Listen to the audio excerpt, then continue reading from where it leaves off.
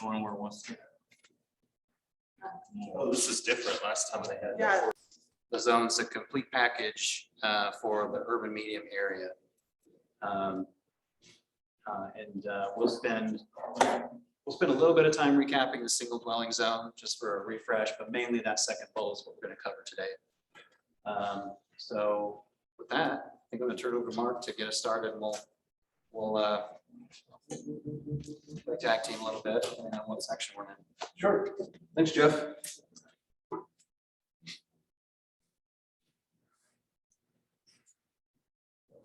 Oh, not working. Oh, to the right. To the right. Maybe you can hit the Oh, keyboard. what happened? It stopped. Keyboard advanced. We'll do the keyboard, I guess. Well, it's, no, there's something where it's not. How is it frozen?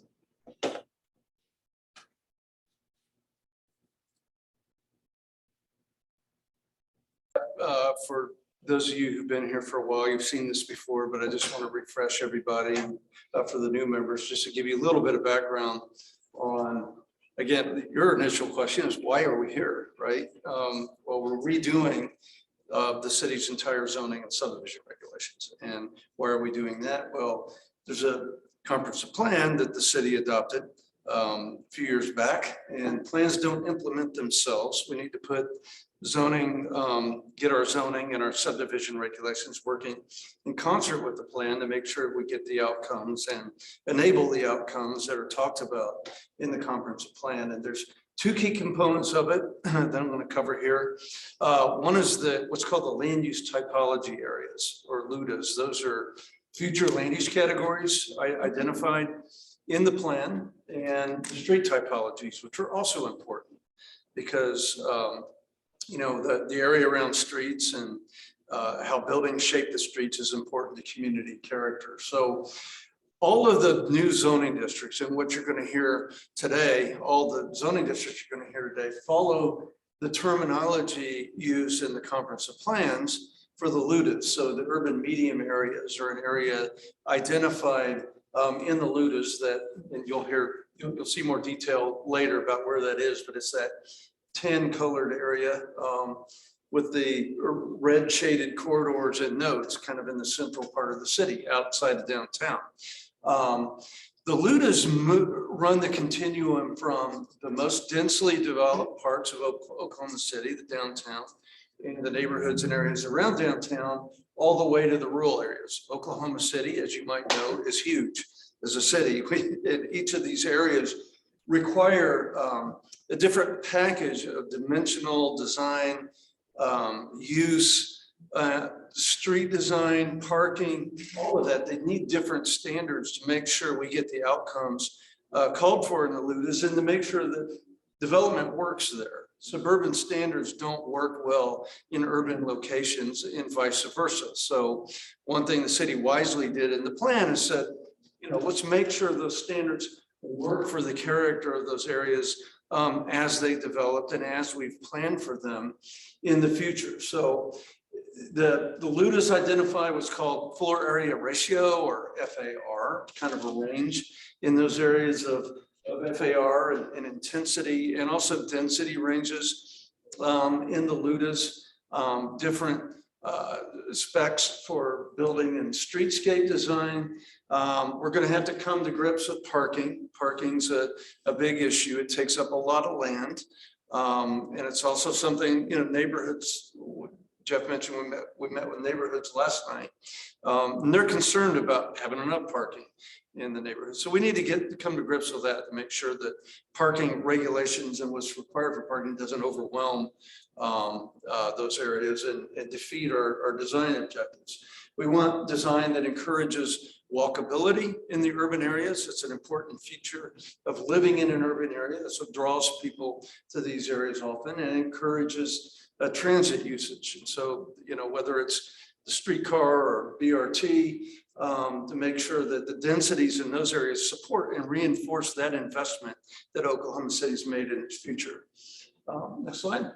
And then we have the street typologies, and the street typologies in Plan OKC are different from what you've seen if you've seen the conventional methodology for identifying street character that engineers typically do, running from arterials, the collectors, all the way down to local streets. And Oklahoma City, we begin with major and minor arterials. So that sort of has something in common with engineering, but then we go to connectors that connect different neighborhoods, different parts of the city. Main Street that has a certain type of built form we all relate to around it, where buildings are up to the street, that it's walkable. Industrial streets that might carry a lot of truck traffic, downtown streets, and then neighborhood streets, which are what you think of as local streets. So all of those streets have different character attributes associated with them, and how we map the zoning districts is going to relate to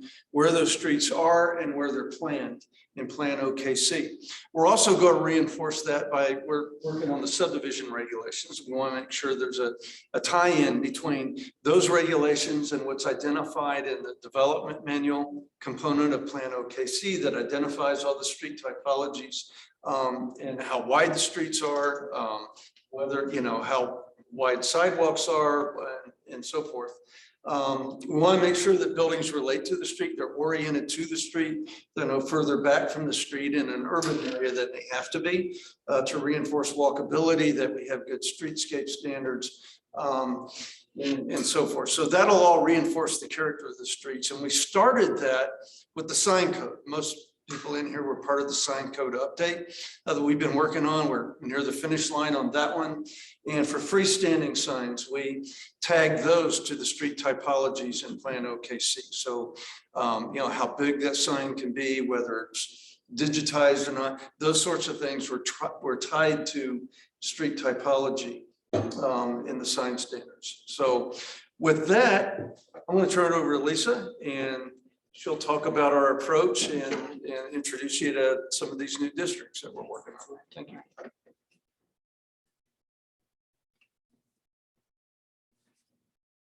Yes, good afternoon. So the big giant picture of the code update, and what we're trying to do is we're trying to balance flexibility, predictability, and compatibility in all aspects of it.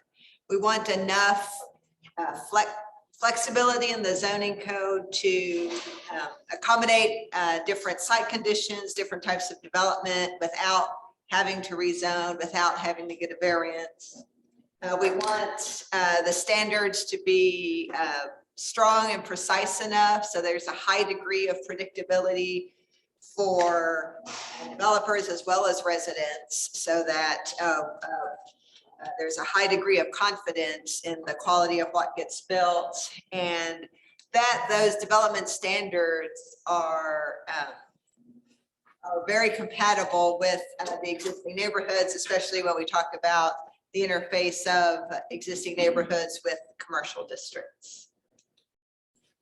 So we started our work in the urban medium LUTA. The urban medium LUTA is roughly 63rd Street on the north, 44th on the south, between I-44 on the west and I-35 on the east. So the core, the area in the tan, some information we're showing on this slide that we haven't reviewed in detail before, but that has always been a part of the comp plan, are our transit-oriented areas. Those are the purple circles, and the urban commercial areas, which are the dark red lines on certain arterials. And so that has always been designated in the comp plan, but we are proposing specific zoning standards, zoning districts in these areas that make their location more important. So we started in the urban medium for lots of reasons. As you are all most aware, there's been a lot of development pressure over the last several years with demands for infill and different project types. Because it's one of our most urbanized areas, it's one of the best places we can start to implement not just Plan OKC, but some of our related plans like Adapt OKC, which is our sustainability plan, and Preserve OKC, our preservation plan. So in our November meeting, we presented our concept for the urban medium single dwelling zone. That would collapse the existing R1 and R2 into this zone. And our approach, which is the same approach you're going to see illustrated when we get to the commercial zones here in a minute. The approach is one zone, UMSD, but it has multiple options, multiple development options, depending on where you are on a block. If for the SD, there are different options if you're at the middle of the block, you're on the corner of the block, or if you're in a block with an alley. And so those physical characteristics plus the types of development you are seeking in terms of duplexes, quadplexes, ADUs, all of those would be kind of predetermined in terms of what's allowed and where and how. So we ended the last meeting with this composite sketch of a typical block of our traditional neighborhood, where there are different options on whether you're, again, alley options in purple. The overall, where we got to in terms of number of units was at the most was 2 buildings, total of 4 dwellings. So that could be 2 duplexes on a lot, it could be a quad, it could be a single family home, single dwelling plus an ADU. And again, our focus was on compatibility with existing neighborhood development patterns in terms of setback, height, lot coverage, and driveway spacing. And toward the end of today, I will recap how we have changed some of the metrics for this based on our conversation in November. But for now, Marilyn is going to take us through the new mixed use and commercial zones, and I'll come back and do the multi-dwelling zones. Thanks for coming, everyone. Thanks for your time. That we would go from single dwelling to multi-dwelling and then the commercial, right? But we're going to take you the way our thought process worked. Was if you have a single dwelling, we know that the neighborhoods are traditional neighborhoods, and we have the arterials where, say, Classen, 23rd, Lincoln Boulevard, all the big streets. We kind of know what they are, and then we'll work backwards. So we'll start with the commercial zones. We'll have 3 zones I'm going to discuss. Well, 3 zones total, and Lisa will discuss the multi-dwelling, but the mixed use we think of maybe as like a place to be. I stay a while, I can do several things there, I can hang out. And so that's sort of the premise of the mixed use zone. And then the mixed commercial is more like just a place to go do a single thing. It might be a strip center. Now it might be just a single place. This right here is chicken. I might just go get my chicken and go on my way. And we have these now, and we want to keep them. We want to park them. And so it's sort of our what we have is like our C3 now. And then a place to live that's not a single dwelling, but that's not a mixed use place either. So that's kind of our multi-dwelling in the middle. And again, we're trying to collapse current districts into sort of that one, like Lisa was talking about, one zone, multiple options. And so same concept here, but it depends on not so much where you're located in the block, like in the neighborhood. It's not so specific. It's more what street type am I? Am I on a connector? Am I on a main street? Am I on a I don't know. You know, and am I near transit? Can I take a bus? Can I take a rapid bus? Can I take a rail? And then also, what am I close to? Am I next to single family, or am I next to other commercial? Am I next to industrial? So that's sort of how these metrics were formed.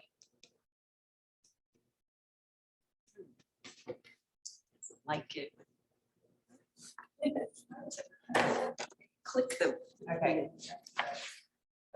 And so the point, what we're going to try and share with you is that we're increasing intensity from the single dwelling back from the neighborhood out to the arterial. And so intensity increases as you go on this road. And we kind of came up with this concept model. Shout out to Cameron Conyers, who's on the call for these beautiful drawings. And he's on our planning staff.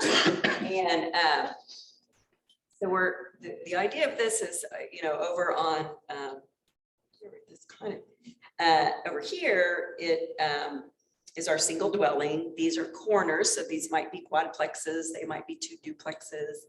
And then as we move towards the arterial, we get, more intense, right? And so Lisa's going to talk about all this stuff. I'm just going to talk about the 2 front buildings, which is mixed commercial or mixed use, kind of 2 different buildings. And that's the only place that would be. Sorry. And so just like we had guiding principles for our single dwelling, guiding principles for the mixed commercial and mixed use, and that was encourage mixed use development and guide density to appropriate locations. Because in the comprehensive plan, each of our LUDAs has kind of a density metric. In downtown, it's like more than 100 dwelling units per acre, right? Like the First National now with apartments is 600 dwelling units per acre, just to give you scale. This one for urban medium is 10 to 40, still quite a range. So the puzzle was, where does 10 go? Where does 40 go? So trying to figure that out. And of course, the mixed use is more 40. We want the more intensity there. But then we also have our main streets. So we want to protect and encourage those. And a lot of some of these areas already have urban design. They already go to the Urban Design Commission for review, and they have nice standards. And one of the principles in Plan OKC was, well, why can't we have good design everywhere? Why does only the urban design people get it? And so we try to bake in those standards so that more people have those. But then at the same time, the other puzzle piece is, how do we ensure compatibility with the neighborhoods? Because if I'm say on 23rd and I'm backing up on 22nd to some of this, how am I compatible? Discuss that every week in Planning Commission, right?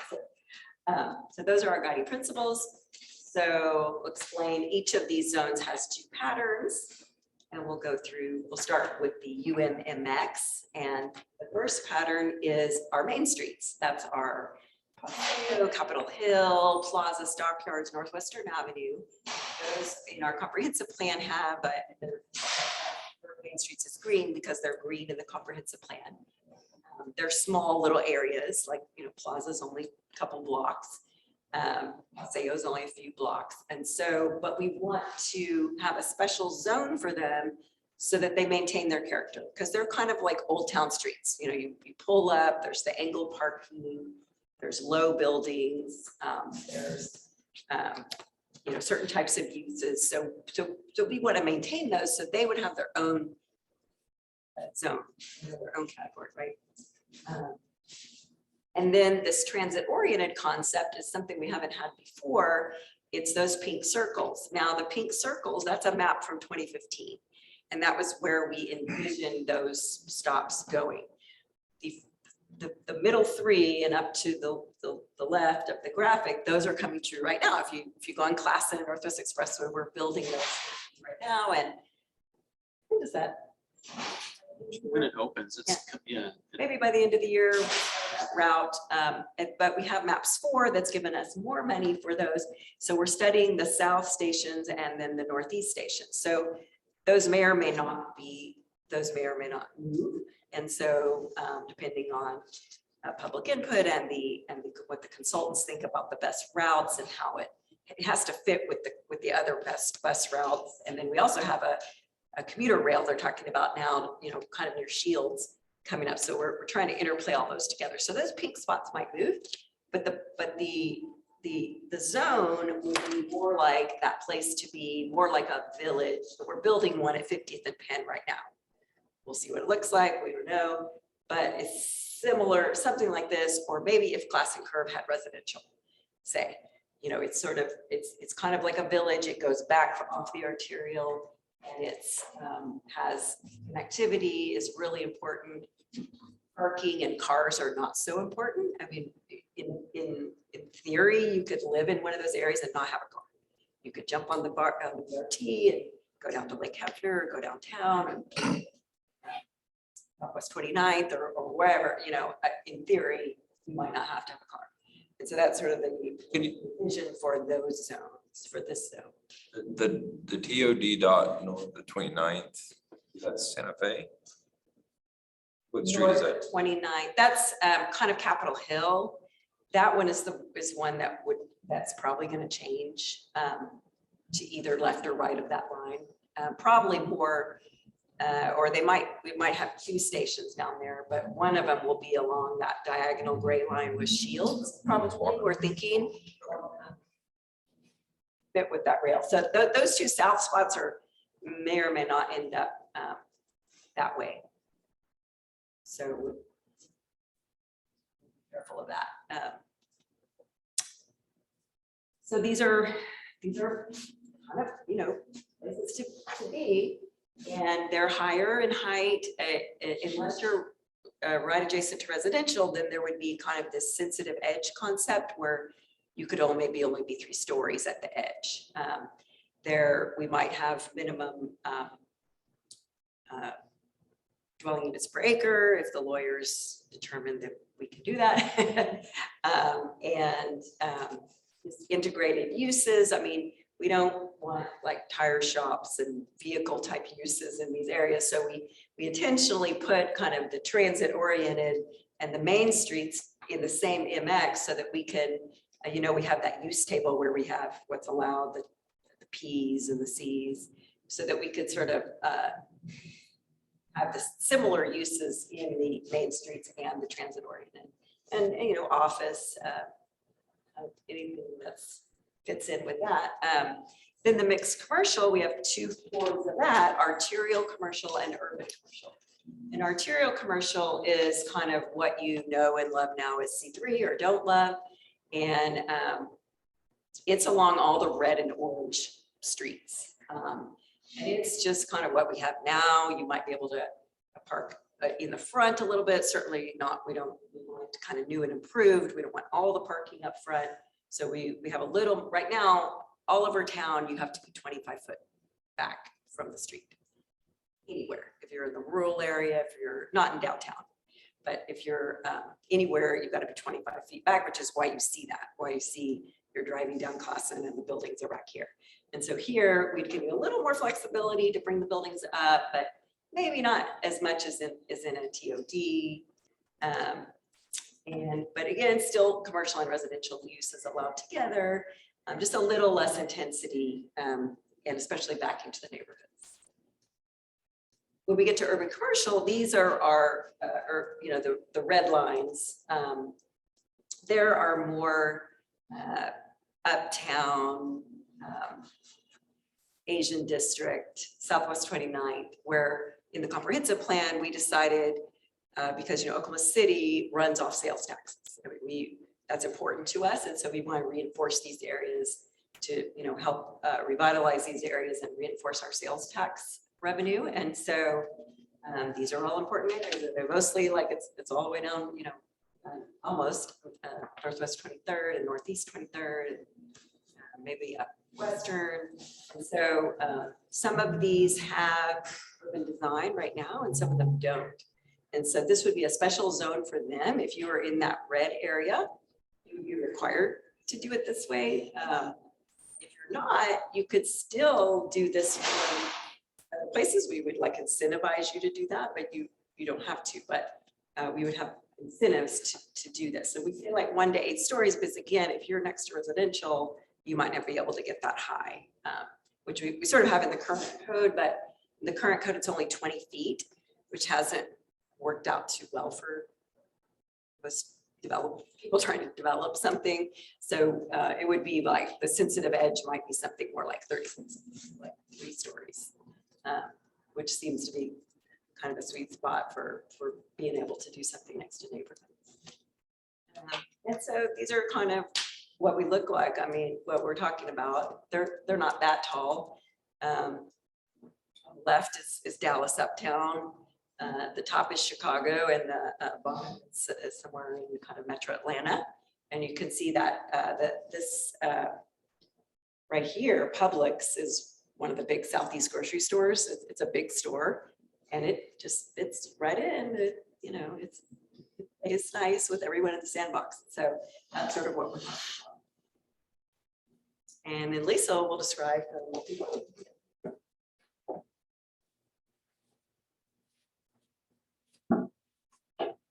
So I think the big question after our last meeting was, well, what about the other housing types? We need more than 4 dwellings in a development. So that's where the UMMD comes in.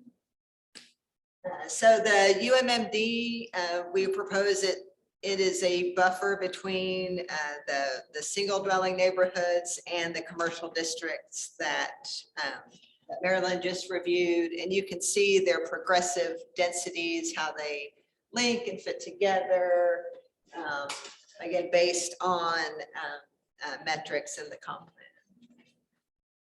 The intensity increasing from the neighborhoods to the arterials. So our guiding principles, again, guide density to the appropriate locations, provide more units per development than we were achieving in the single dwelling.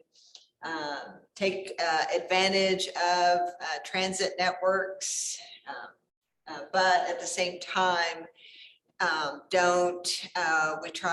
we didn't want to strip out certain streets. Like the prime example we struggled with was Northwest 16th Street between Penn and May. It's a connector street and it's pretty wide, but it's lined right now. It's almost completely built out of small single family dwellings, super cute. There's some churches, a couple of multi-dwellings, but it's so compact. So we wanted to guide density, to transit routes, to wider streets, but at the same time, really protect some of the existing development. Of course, protect neighborhood character through scale, setback, because a lot of the MD zone will be right across the street from SD patterns. So last time we presented some survey data to the SAT, and various people, various of you had more questions. So we've aggregated that by, just what did people who live in the urban region, what did they say specifically? So there's still a broad support, broad desire for single family homes. But there's also broad support for other types of housing, townhomes, apartments, duplexes, quadplexes. We ask a similar question, well, in a couple of slides, we ask a similar question about, is it okay for your block to have a variety of housing types? And support was very high. So like in the SD, we started with a vocabulary of common development types. We did that for the MD, both historic types like the cottage court and more contemporary types like the live work. So 3 patterns for the MD. Pattern 1 would be organized off of connector streets. It would provide for cottage courts, townhomes, small apartment buildings. Pattern 2 is just like pattern 1, but it's closer to it's next to the commercial that lines arterials. And it's a little bit higher density than pattern 1. So pattern 1 and pattern 2 would be exclusively residential, but pattern 3 would be like pattern 2 in form and scale, but it would allow specific commercial uses like your neighborhood businesses, your coffee shops, live work, maybe some professional offices mixed in. So back to the big diagram and what that looks like. So starting with the MD pattern 1 across the street from the SD. See a cottage court up there and 2 quadplexes side by side. Fronting connector streets near a signalized intersection on wider streets with transit stops. The metrics for this zone allow the buildings to get closer to the street than the SD patterns did, so shallower setbacks. And, but similar height and massing to the SD products that they're next to. Pattern 2 is the pattern that would be closer to the commercial development off the arterials. Some of you may recognize this building that we were patterning on the 18th and Ellison. So a little bit higher density, so a little bit taller, a little bit more units.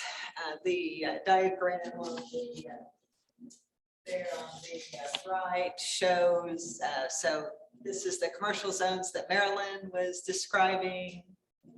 And then the transition of the different patterns and their densities as you get back to the single dwelling zones. So this is pattern 2 right here. A little bit more dense than this one, not quite in the same form as this one, but pattern 3 would allow limited commercial uses. Lisa, can I Yeah. comment real quick on that last one?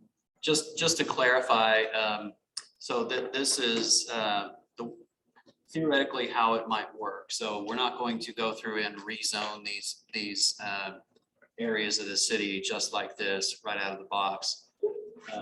Rather, we would say in the zoning code and the kind of the purpose and description of the zone, like these zones are appropriate in these types of areas. And it still would be up to people to apply for this zone and get rezoned through the planning commission and city council process. So just want to clarify that. So for the record. I'm not sure I'm following how the patterns are used. Do you foresee that actually being language in the code and someone going and say, I'm going for a pattern 2? And you're saying, no, we want a pattern 1 there? Is that? It would just be the zones that are, that somebody would say, I want to be in a UMD zone. And so The patterns are more illustrative? patterns depend on where you're located. So for example, if you're in pattern, if you are, right where Lisa's pointing and pattern 3 right there in the end. You have the option to do pattern 3 there, pattern 2, or pattern 1. You can do pattern 3 because you are next to an intense zone. And so it's compatible there. You can't do pattern 3 over there right next to single dwelling. So it's designed to have, these patterns are designed to allow us to have what we want, what everybody wants, which is predictability, some amount of reasonable flexibility without having to rezone. So that's why they exist, and conditions might change too. You might have the same zoning. Somebody might develop something that they're entitled to next to you that's a greater intensity, or they might get a rezone. So things can change over time slowly, and this isn't going to happen overnight, but it allows some flexibility. That's the reasoning for the patterns, but really it's the zone itself that's what you're going to go get from the city council is the zone, multi-dwelling. Okay, so you confuse me though. So, but you're gonna have to go get it rezoned to get the pattern? I thought the Part of purpose it was is to redo it and you could use either one, the existing code or the new one. So yeah, part of it is trying to describe the process from how we get from here now to when we have the new code on the books. So what we anticipate is we'll do a couple things. Once we get this code all situated and we have these new zones on paper, we will go to the city council. They can adopt those zones. And then at that point, anybody can come in and say, I want a zone to, I like this UMD zone, I want to rezone my property to it.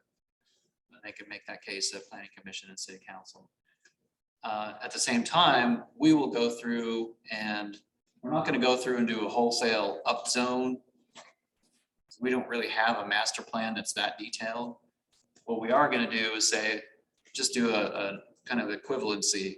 Hey, if you've got R1 or R2 now, you know, now's the chance, we'll go do a bulk rezone to SD. If you've got R3 or R4, we're gonna do a bulk rezone to the current or the whole zone in the new code, which is MD. But if somebody right now is right next to the arterial or even on the arterial, and they have zone R1, which a lot of them are, well, it might be appropriate for them to upzone, but they would still need to come in and make that request when this code's adopted.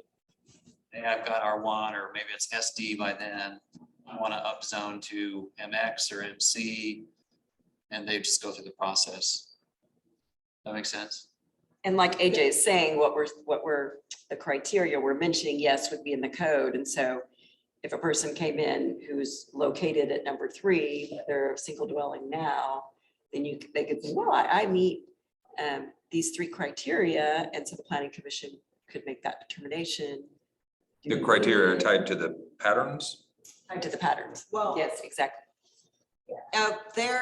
we have a appendix to this slideshow that includes tables with the metrics and some tables with with the code description of the applicability that gets into the detail, more detail of where pattern 3, pattern 2, pattern 1, physically, where is it most appropriate? But to reiterate, you wouldn't rezone into a pattern. You would get approval for the MD. I imagine applicant, and I know you want to move on, but I imagine applicants going and saying, I want to do a townhouse. And you guys are going to say, well, you guys are, I don't know if that's pattern 2. You're going to expect them to be conversant in the patterns. And If they say, well, we want to do a townhouse here, we'd say, great. You're looking for the right zone. The right zone is urban medium MD, and they can just go get that zone. And part of the goal of that is ultimately, instead of rezoning, instead of doing a spud, we hope to be able to say, oh, you want to do a small development of 6 small lot, single family homes? Sure. That's all accommodated in. Well, I thought that's what this process was, is that we were gonna get to the point that you didn't have to rezone it all the time. Exactly. Well, that's what I'm saying. Like if somebody's saying we want to do it, we're like, well, you can do it in this pattern. But when you say you can't do it, are you referring to like staff? The existing, I'm saying you can't do it in the existing zone in whatever the existing R1, R2, R3, R4. But even after this is completely done, it's codified, it's in stone, you would still then have to go before planning commission with an application saying that this is your intended rezoning. If you're R1 now.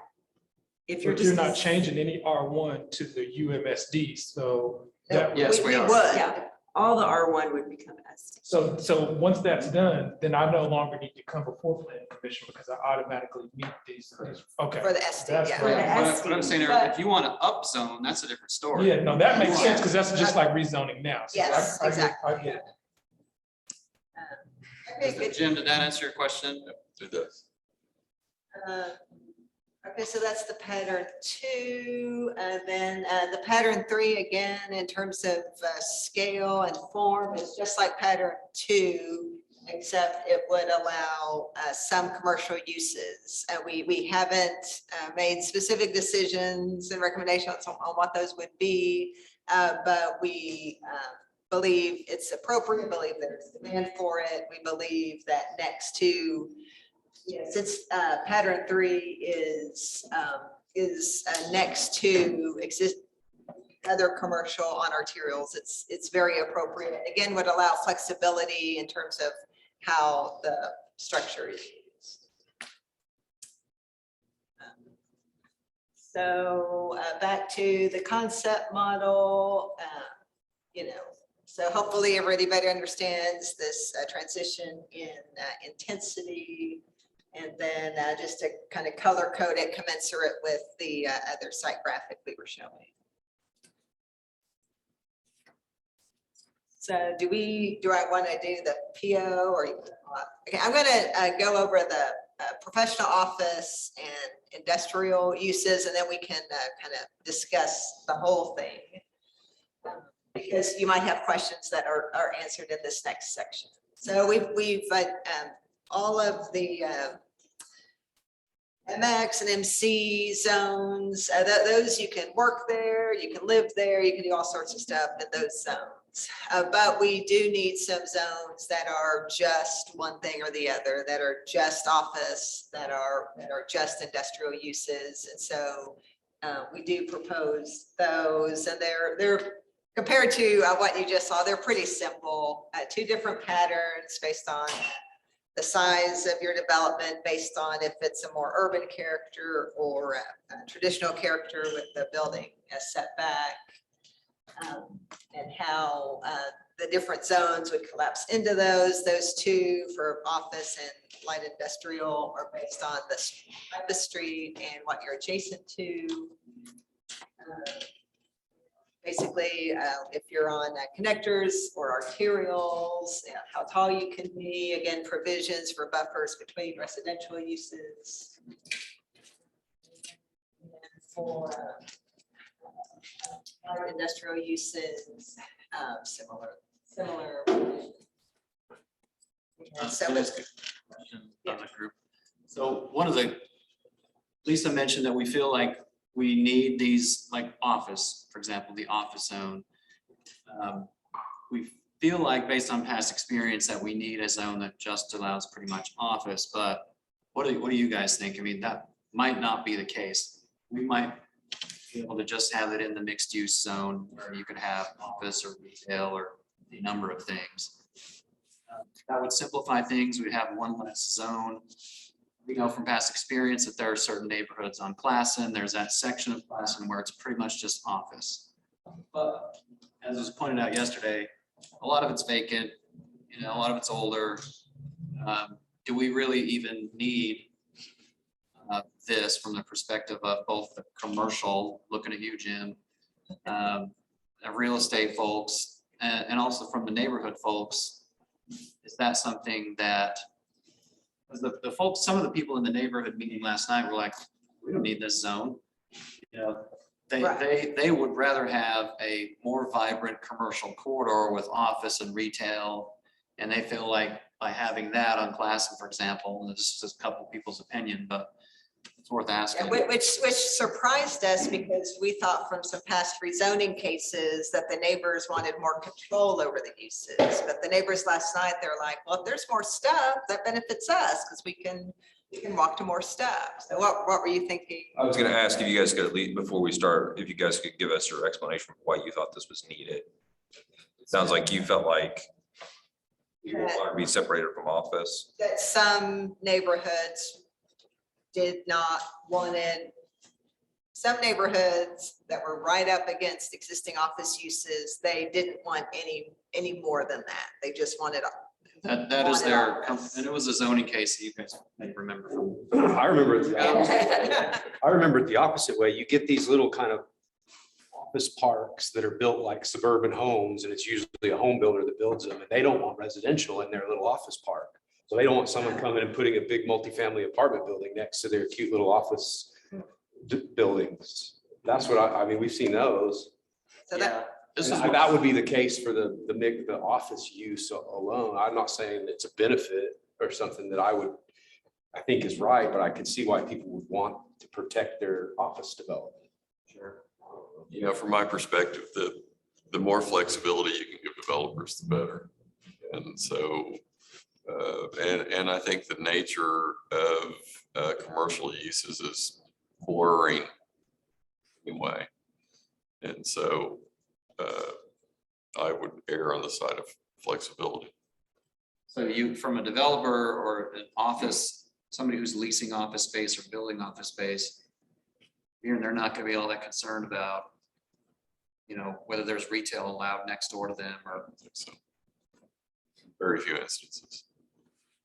The that Classen district we're talking about specifically, to me, it seems like it's already been eroded in some cases, but that would be more appropriate if people felt that way, that for an overlay of almost like a historic district, you know, that it could be, there could be some protections that in that area without, I don't think that alone was office zoning. I mean, right now, it's a strip of, I don't know which zone it is, one of the office zones or multiple, but. It's less about use and it's about the interest of the historical interest of those buildings being architecturally unique and having been created in a period of time for that particular use. The use is less important to me than the architectural interest and form. And then it gets back to street typology. Use that. Yeah, it was just, we had a case a couple years ago where people came out and forced saying, no, this Classen from here to here has historically been just office. We like that as neighborhoods because it's a nice buffer use. We don't want retail in there. We just want office. Classen actually does have an overlay. It's just wildly underdefined.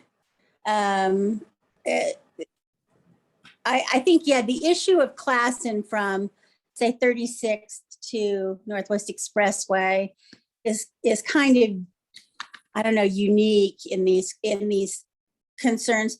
I really want to focus in though on the question of, I mean, is the issue here whether residential should be allowed in office, or is the issue whether commercial ought to be allowed in office or a budding office? I mean, which, or is it just like any of the above, whatever combination of things the developer fancies? Yeah, it was kind of, I started with the one question, which was, do we need the zone that is just office for the sake of, you know, neighborhood buffers? But Dan brought up, well, do we need to kind of protect these office areas from, you know, the intrusion of other uses that may not be, I don't know, for whatever reason, may not be desirable. Traffic or other. Delivery. Of course, I've always had the old school view. I mean, it's just what my professional life I've grown up with, that, you know, you go from commercial to office to residential just as a way of step down buffering of uses. It seems to me like that works pretty well, but I'm not sure that it's something that has to be carved in stone. You know, the mixed use, the true mixed use, in my view, is still very aspirational in Oklahoma City. And there just are not very many successful examples that you can point to of especially commercial uses that are, you know, maybe first floor with residential above, that are really functioning outside of, I mean, really much smaller area than what you would call the core. And the other issue we had was not having stuff at every intersection on arterial, because it's still a function of the arterial to go for the car to move pretty fast. And if we've got, so some idea of kind of nodes, so that not every single intersection would have commercial on it.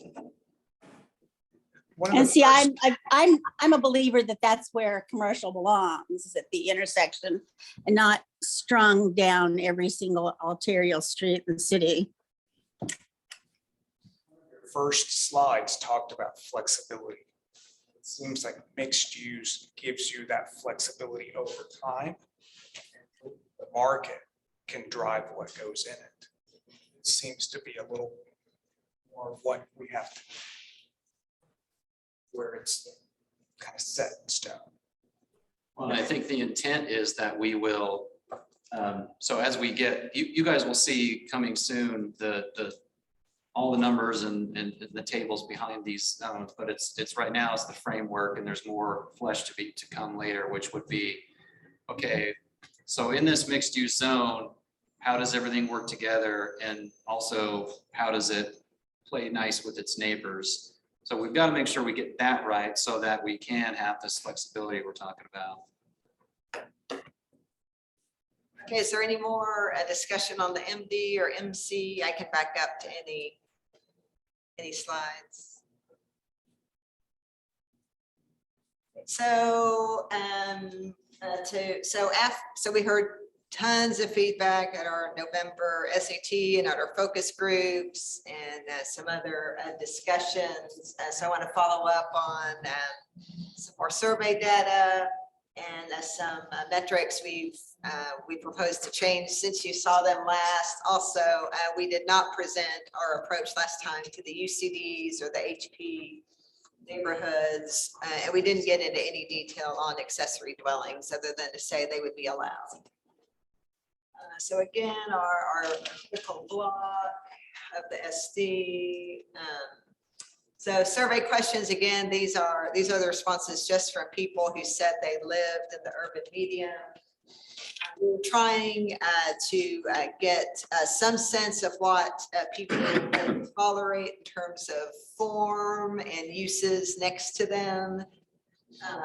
And that we asked many more questions. These are just a selection, but for example, we asked, hey, is it okay for the house next to you to be 2 stories taller than yours? And, half the people said yes. Almost everybody said it's okay to be 1 story taller. Do you think the front wall of your house should align with other houses on your block and vice versa? Does everything need to be aligned? How much wiggle room do we have? Most people thought it needed to align in some respect. Again, I'm sorry. we already had broad support for accessory dwellings, but we asked it again to proof it. And then we also asked, is it okay for your block to have a mix of housing types? Because, that's where we ended up as a proposal for the SD. And there was, so 2/3 of people said, yes, that would be great. Then we were also trying to get to, what makes any of these things compatible? What makes the infill on your block, the new building, the new house, what makes it fit in? Most respondents said architectural style is what makes it fits in. It was a little less conclusive when we started asking about roof forms and materials and building height. So we're interpreting it, a couple of ways. I'll know it when I see it, and it just matters how it looks. But hopefully we can drill down into that a little bit more, but. Roof form doesn't have anything to do with architectural style. Exactly. Like it looks like half a person thought that the roof form was important. So we don't know what the miscommunication on that question is, but between this and the question about height and setback and a variety of types, we think we can get to some compatibility standards.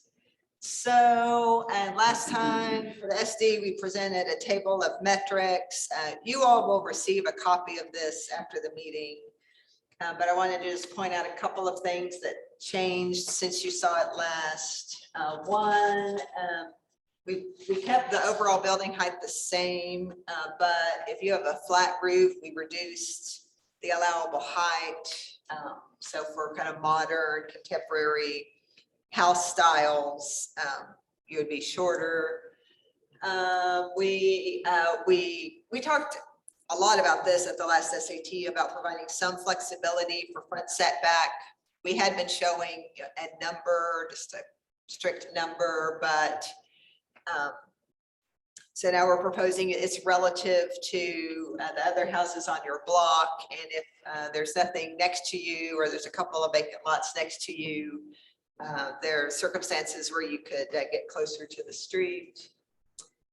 Side setback, that was a big point from SAT last time. You know, why aren't we building on all this land on the side, on the side yard?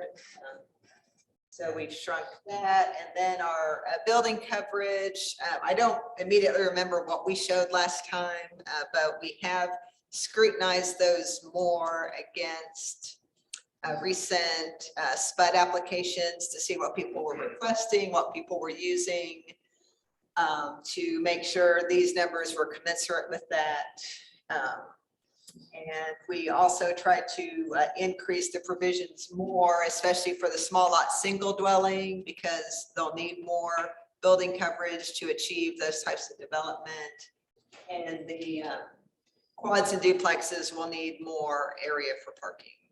So that's what those number changes represent. Urban conservation districts, they're shown in the green, light green areas. Our proposal is to keep the existing UCD boundaries and overlays. A lot of UCD regs are either, since they were originally adopted, they have been integrated in other parts of the code, in the base zoning and fencing regs, stuff like that. So there's a lot of duplication. So we would remove all the duplication. We would strengthen protections in the existing UCD rules, specifically concerning some sort of administrative design review for new infill and major additions, and a review of demolition. We've met with several of the UCD neighbors who they're happy to be a UCD, but a UCD, if you meet the requirements, you get a permit. There's not an extra layer of the assessment that they think in some cases has not served them as well as it might. So we would make that a little more robust. And then new neighborhoods could come in and seek to be a UCD too. This would, if you were involved, or remember the TNO, the traditional neighborhoods overlay work that Katie and others did several years ago, a lot of what that crafted would be rolled into some of our new base zones, because some of it's just good stuff. So UCDs, then HP. So right now there's a HP base zoning that some districts have. There's a HL, historic landmarks overlay, that others have over existing base zoning. So we propose that if you're an HP base zone right now, you would get the UMSD base zone. And then all of the existing historic areas would get HP overlay. And it's that HP overlay that would contain process for HP commission review, and that would have the requirements for the HP requirements that exist now. So HP is not going away, UCDs aren't going away. Accessory dwellings, we propose, one accessory dwelling per lot. That would be the size of your accessory dwelling would have to fit into your building coverage limits. I think, are we still thinking about a maximum size? We're still discussing if we need a size limit other than that.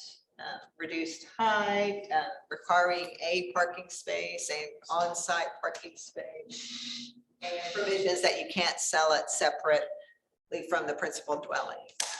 We have not debated, we have debated, but we haven't concluded anything about whether or not they could be short-term rentals. Did you have any discussion on is the addressing affected by the inability to sell them separately from the main dwelling? Or have a separate address? Oh, because they have a separate address. Nobody has asked this. Just thinking in terms of a lot of the push for the ADUs are, the kid coming back home from college, or the empty nester now moving down with the kids and grandkids. And a lot of the arguments for the privacy. Yeah, they want their Their own own- identity, yeah. yes, So come over specifically and by they the ask for ad. mail. They don't want their mail going to their Yeah. parents. Yeah, okay, yes, we will look into that. The intent though is for it to be like, an apartment, it's got its own address. I mean, it doesn't have its own parcel, but it's got its own address that you could, But we'll confirm that they can still get their Okay. address. Yeah, I see what you're saying. What about the park? Like, are you actually gonna try to require a parking space? If you have an accessory dwelling we and were thinking that it would be a parking space that would be beside or behind the main unit. And it could be, pervious pavement or something, but somebody else brought that up too. that's like, gonna be an issue. for a We just while. have zero parking and parking on the street. Yeah. And the reason why not is because neighbors are really sensitive about on-street parking and, They don't own the street. That's what it's for. It's for Yeah. parking. Parking's allowed on the street, cars can park there. yeah. That's not their Well, problem. yeah, we're just saying that, yes. It's a but that- congestion issue for them and But that's like their number one issue every time we meet with the neighborhoods. If I wanted to do an accessory dwelling and I have a detached garage, so I have a long straight driveway that's one lane. I'm not gonna ever be able to make a parking space, but they can park right in front of my house. And that's perfectly legal. So who's anyone else to say that I can't do that? Why do they get to have that say? We'll see where it goes, yes. And also, I think another fine grain of this, like in the TO area, ADs and TO areas, that's probably extra logical to not have a parking space. And I can imagine, some other areas that if you're, like I live next to, well, you do too, live next to OCU. Doesn't make sense for us to require, I don't think, for us to require a parking space because everyone can just walk or bike to OCU, so. I would argue that a parking space can be considered 20 foot of length of driveway outside of the right of way. And if I've got 60 foot long driveway, that's 3 parking spaces on my property. oh, sure, yeah. Yeah. Let's define what a parking Yeah. space is and make it And, easy to. well, and because right now in the code, garage space is not counted as a space. So that was one thing we were gonna clean up. So you can count the space that you can park inside and that would free up technically an outside space. So in the HP neighborhoods, will there be additional regulations on accessory dwelling units outside of what you're outlining here? There may be, the 80s would be subject to the HP guidelines. And I don't immediately remember what they say, but in terms of material, style, compatibility, height, anything to add? Yeah, no, we haven't talked about that in depth, but I think we would treat it like any other new construction of an accessory building. I think Or conversion of I think my question was primarily, I guess, about the height. If this is the general rule, if there's gonna be additional conversations, if you go before HP that, well, the neighbors is only 22, so, we gotta have context in mind, and so let's keep it that one at 22, or. No, I think that's a conversation we'll need to have about, because we do right now have guidelines about how tall garages can be, how tall primary structure can be. So, The two on the bottom are in HP. Right? yeah.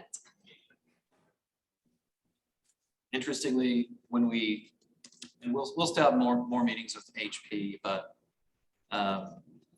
even though they have this type of development, duplexes in their neighborhoods, a lot of folks there would rather kind of keep the R1 style and not allow more of this type of thing. I think we've met with other neighborhoods though that are completely comfortable. I think most people, in fact, we have 75% or so support for accessory dwellings in the urban medium area. So that's pretty good. I mean, there are gonna be neighborhoods like HP and probably some others where people may not like it. New Mix Drive, for example. But it's pretty good broad support for it. So we're trying to make it so that it's not so costly and their requirements aren't so onerous that you just can't do it or it's just not worth it. But we do have to have some requirements, i.e. parking or, a few other things, height and so forth, so that it fits in the neighborhood and people don't get upset about it. We want it to be an important silver bullet, certainly, because they're not going to be a ton of these built, but it'll be part of the solution for affordable housing.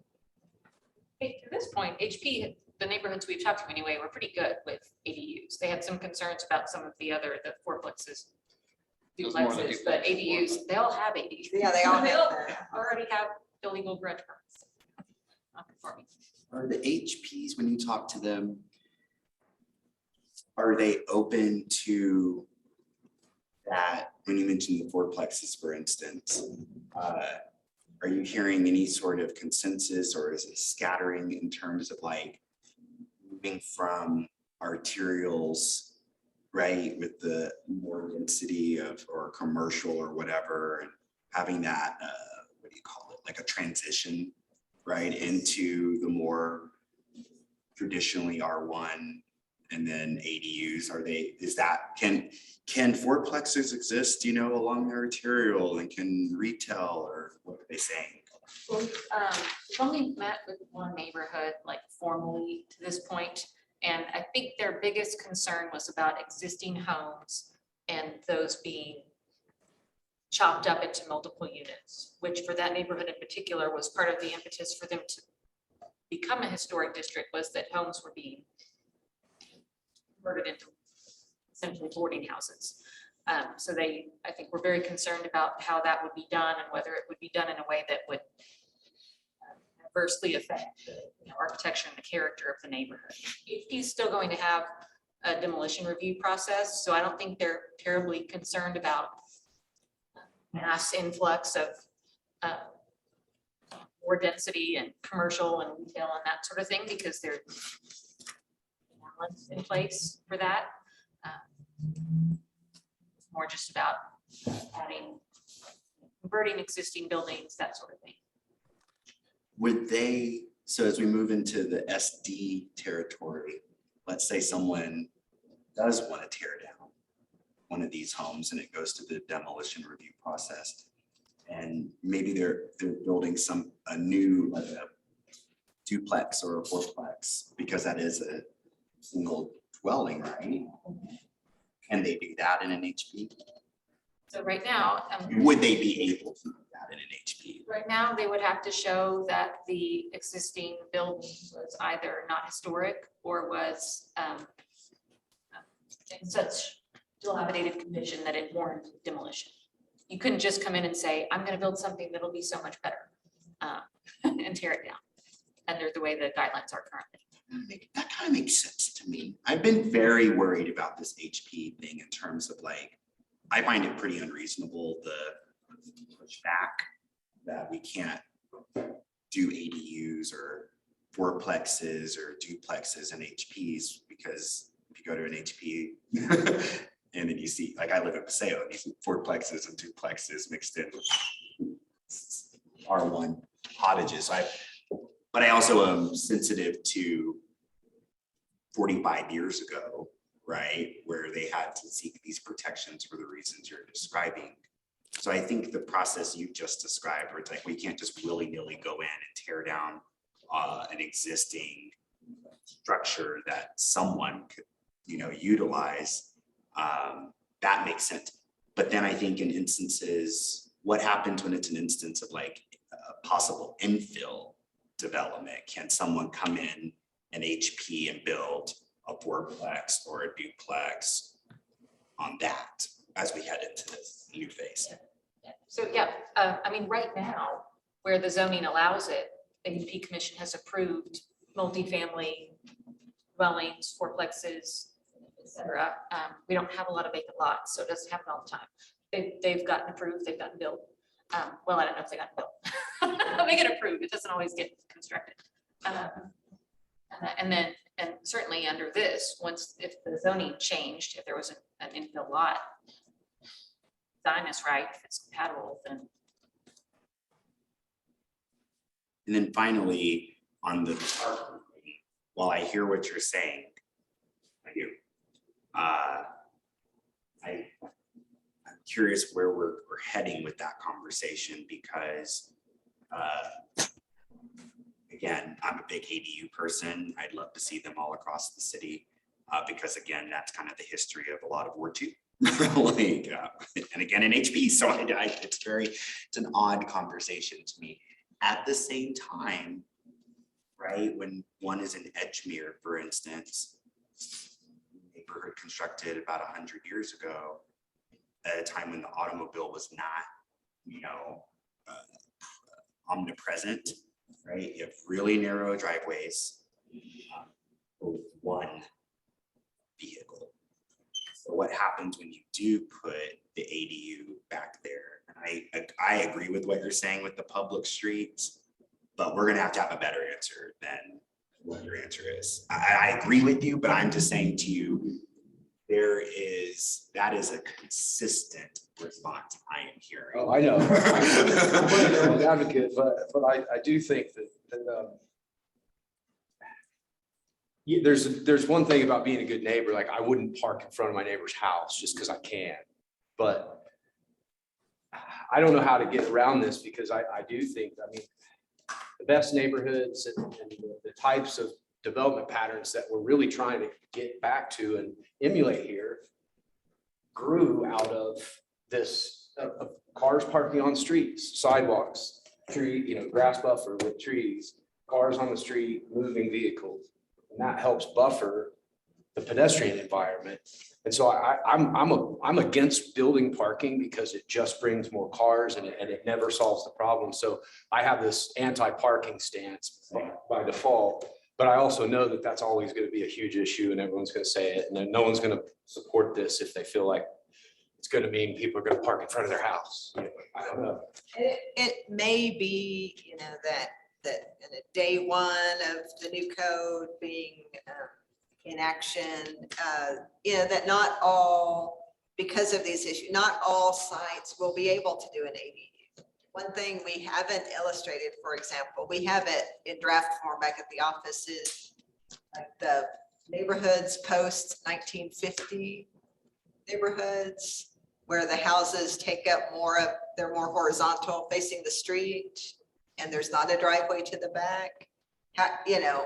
When I look at it, I can only see an ADU happening on a corner lot because you can't even get to the back. So things like that, there may be some sites that, one, we're trying to just get them allowed because right now they're just plain not allowed. So one is just allow them, let the site and street conditions dictate where they can really logically go and then work from there to improve where they can go.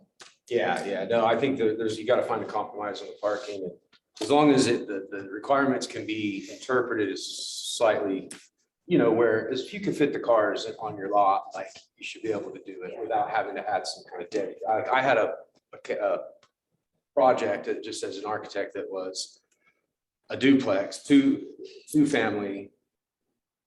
And we wanted to build a separate parking space for the apartment, like the small unit. It was the main house and small unit. And this was not an accessory dwelling, it was all attached, but the city required, it said, if you're gonna build one space, it has to be an ADA space. And you have to mark it, and you have to have the access aisle and all that. We can't let you build that extra parking space unless it's accessible space. That's not gonna achieve anything for us because they're not gonna necessarily, we gotta build two spaces.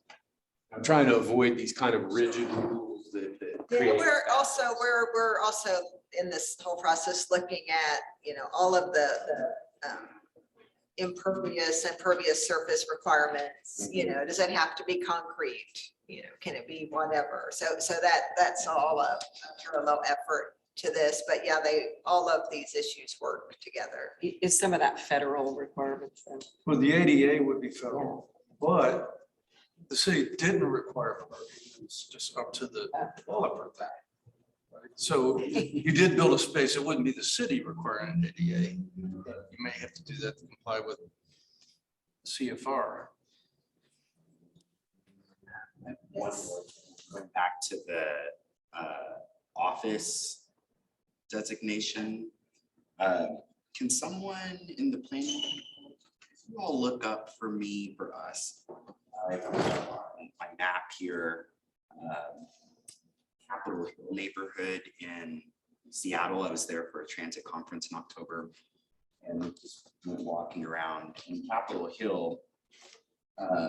I'd like to know, it's called Broadway. And I would say from, where's the transit station? From East John Street. Actually, we could actually go up a little bit more. Maybe just go to Harrison. Why not? No. Sorry. From Roy Street down to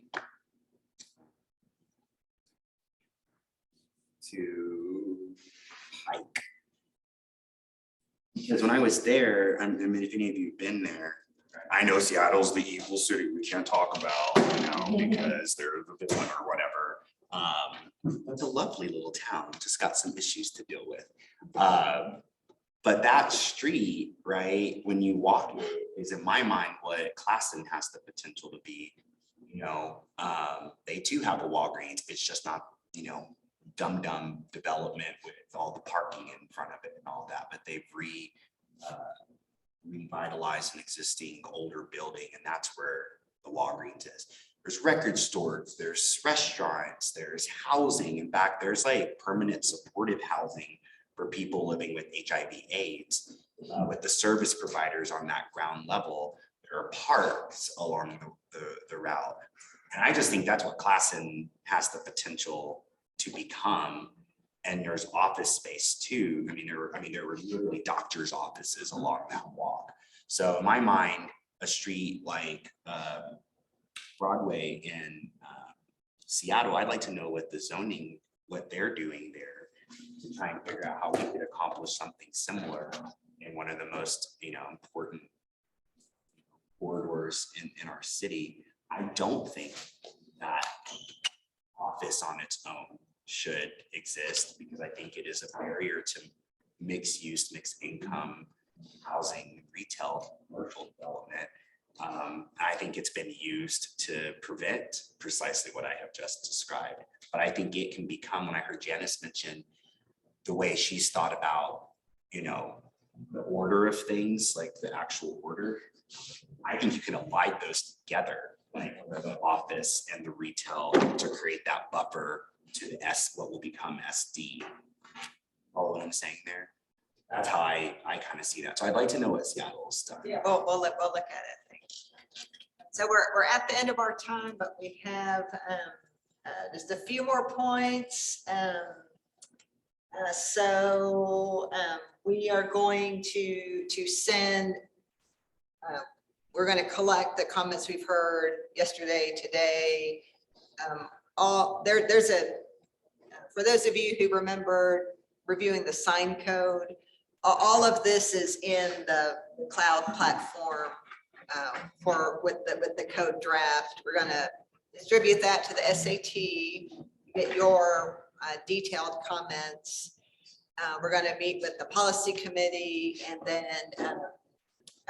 in the next several months, release a draft for public comment. Real quick, the policy committee, for those of you who don't know, you signed up for it. You don't know you're on it. It's the people from the SAT that are planning commissioners or city council. Six of you. That the policy committee helps us confirm, what is actually passable. What can actually get a vote and move forward. And then we'll release the draft for public comment and see where we are. But what's to come? I know you've been thinking, well, what about uses? We've been studying uses for the past couple of weeks, updating the existing use descriptions. We've done just preliminarily confirming where the various uses should go. But there's all that work, subdivision regulations, which we will be attacking very soon. Everything about detailed site design requirements, parking, how much, where it goes, how big are the stalls, what can you park on, what's your landscaping on it. All of that still needs to be drafted, and much of this will be the subject of our next SAT meeting. And that is it. So definitely contact Marilyn whenever you have questions. We will be circulating this presentation to you. We'll be circulating a draft sometime from now, weeks or month from now. But we value your input. Everything you have seen here, all the metrics. So here's this appendix I was talking about that has, that compares the setbacks, heights, building coverage of the existing zones and how that compares to the new zones. And you can see at a glance, and many things are the same, but many things are definitely more urban character, and that they're taller, they're closer to the street. So that's MX, MC, and then these applicability statements that get into the more nuance of where each pattern is most appropriate and where it's allowed. So please dig into all this, but everything, all of these metrics are our point in time. They're where we think we are at this moment, but everything is up for comment and discussion. Will our scope include anything in agriculture or? Yes. So right now we're focusing on UM, but yes, urban low, isn't it? No, rural. Probably rural. We've had a is lot of. Probably next. Yeah, we've had a lot rural of- is probably next, and UL is probably the last. We want to adopt the urban medium as soon as we can get that all packaged up. So we would like not to wait, I think, till the very end to adopt everything together, because if we can adopt a package of the urban medium zones, then we can start learning from our experience. People can start using those, like instead of PUDs or SPUDs, for example. So that's our goal at this point. Do you have a ballpark of timeline? How far are you thinking that lags behind? The adoption, well, in order to get these other bullet points done, the department code and the compatibility subregs not necessarily, but amenity space, et cetera. Building site design are gonna be critical. We're gonna need several months for those. I think we're thinking towards the end of this year, right? We would have packaged up and be going through the adoption process. So that would be the plan. And then concurrent with that adoption process, we'll be starting on the other zone, the other areas, the urban low, rural. Yeah, we've already had several rural focus groups, because it's having, as you are probably aware, it has its own development pressure, actually very similar to the UM, but we started with the UM and we did focus groups on the rural to review what those are. So we have started, but we'll turn our And attention even back to it. though they also have their metrics and building design standards of some form, this is sort of our more complicated form-based part of the code. Hopefully the next ones would be a little We'll be simpler. short. It's not Yeah, gonna all we'll be like. more straightforward. Yeah. To update. Yeah, like the urban low will be similar. It'll follow a similar model, but it'll be different, more suburban in character and more conventional, I guess. Probably not as many patterns because it's all the same. So it should be simpler. Two more things. One, so with the parking in this particular, these new designations, I think I'm hearing that we're about to address something I hear from developers quite a bit who are wanting to do infill, and they see as a limitation, which are parking minimums. This is going to help us. Yes, we're gonna look at, are our current parking minimums correct? Are they justified? Are they desired? What are the alternatives? Yes. That's that. That goes to building flexibility. Like if you're near a transit station, maybe they drop way down or they drop off. Crediting shared parking, making that easier.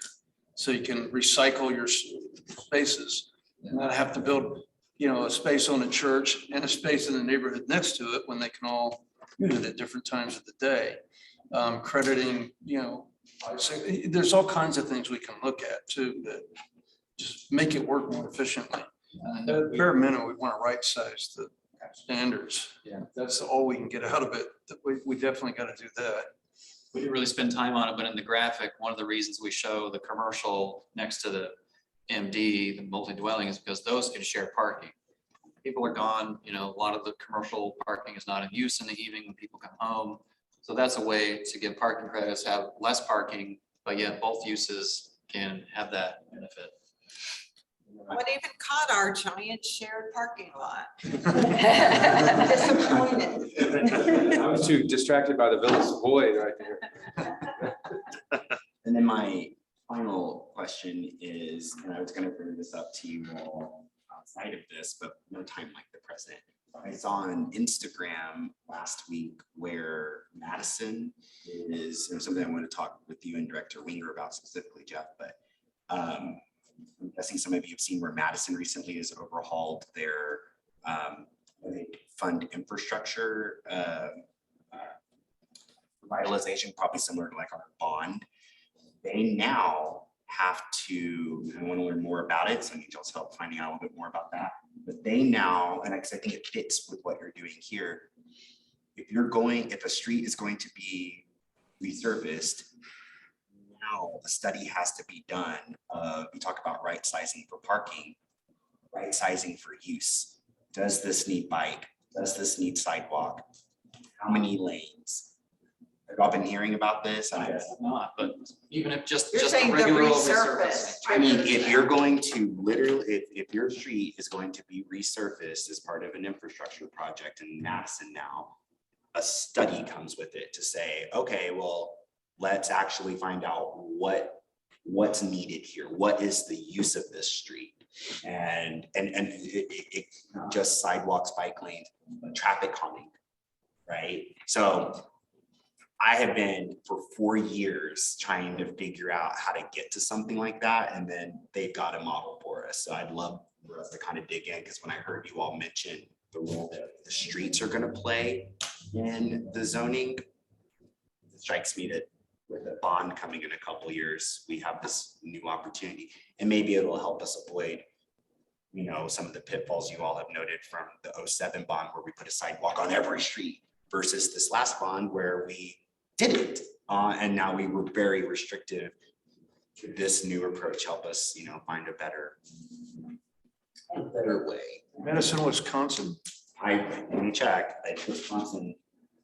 Did I get it right? And the other thing that the neighbors brought up is, what about water pressure?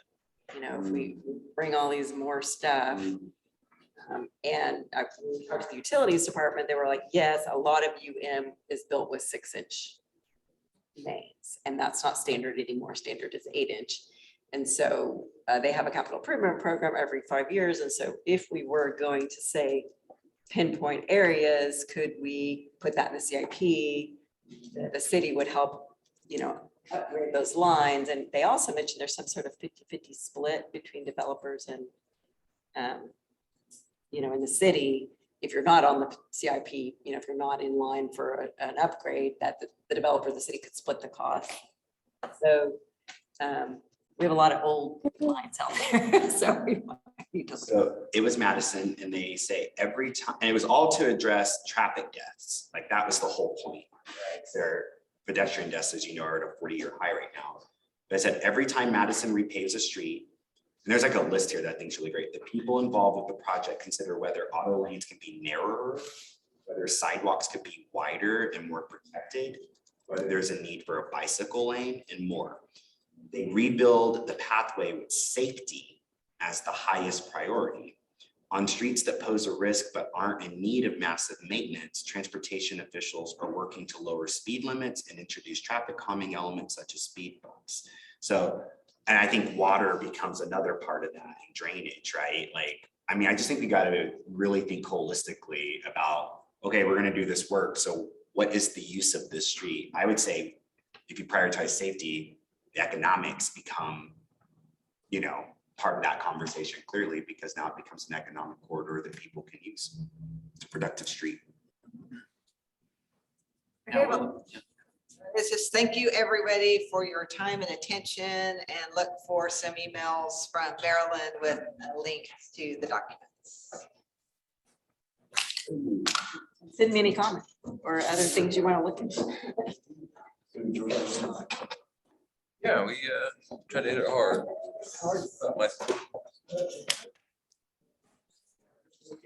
Or Well, she's been up there 5. Film person, so I wasn't sure. Yeah, I don't. think you- Like that, so I've got. Lives on the Upper West Side. No, it's just, It'd be nice to have a place to go. Had a meeting with Allison and a lot of rural. I always tell people, issues out there. young or rich. And lot sizes. Talking to Dan about New York, his dad's from Harlem. Yeah, it's like a pulp mix. About Does it include movies? Was it the his daughter's living in Yeah, there they have parking maximum, so you can only allowed to build.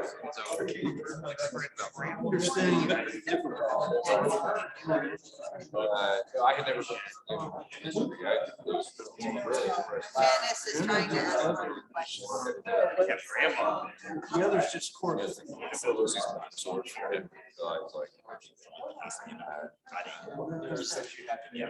Yeah. Or like you could. Janice I haven't done it forever. I did it ages ago. It was probably in the top of. are, Yes. Like seeing that old die on the building. every time I come to one, And so bad that.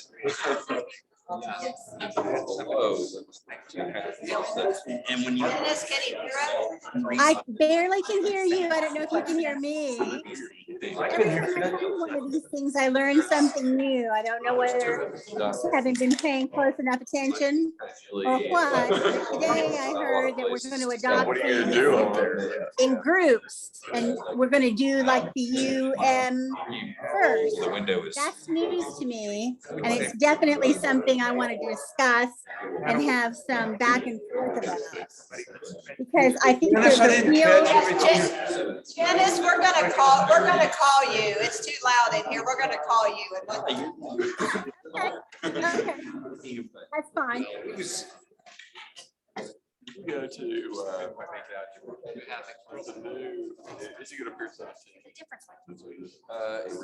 It was the busiest day. Did you go in the 10 building that they just remodeled? So in front of. on the- Janice, sorry, we could hear you, but. Lots of- Here, I'm gonna give the. People- Mark to take those.